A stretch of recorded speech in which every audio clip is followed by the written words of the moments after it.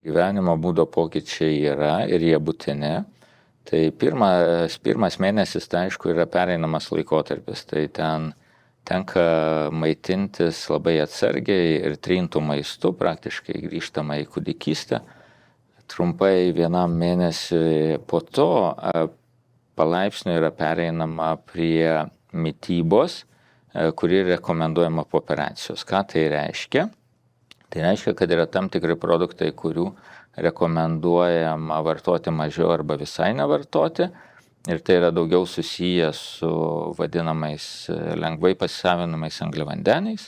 Tai čia kaip ir būtų ryžiai, makaronai, balta duona ir kiti panašus produktai. Bet pagrindinis maistas, kuris yra rekomenduojamas po šitų operacijų, tai yra baltymai, tai būtų mėsa, žuvis, paukštiena, pieno produktai, kuriuose yra daug baltymų, taip pat daržovės ir reikia irgi atsargiai vartoti vaisius, nes juose irgi daug yra fruktozės. O šiaip irgi, kas yra labai svarbu, tai rekomenduojama aktyvus gyvenimo būdas, numetus svorį, tai yra būtinai fizinis aktyvumas. Ir kodėl? Dėl kelių priežasčių. Viena, tai krentant svoriu ir greitai krentant svoriu, taip pat mažėja raumenų masė, todėl reikalinga pradėti jau užsiminėti, sakykime, pratimais ir net ir jėgos pratimais ganėtinai anksti po 1 mėnesio, tam, kad sumažinti raumenų masės mažėjimą.